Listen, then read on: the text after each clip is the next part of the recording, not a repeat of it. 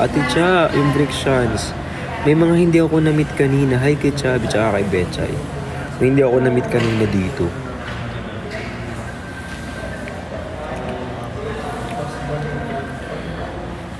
Ayan po. Hi kay GD. Hindi ko na muna invite si kasi magpapasalamat nga ako sa inyo. Thank you nga ako sa inyo, di ba? At thank you nga ako. Kayo ngayon kakausapin ko muna. Hi, di ba Sir Elmer Arosa? Shoutout po. Ano nga? As time. Ganyan. Para meron tayong banding. Mag-ama. Hoy! Grabe. Thank you so much. Hey kay Kael.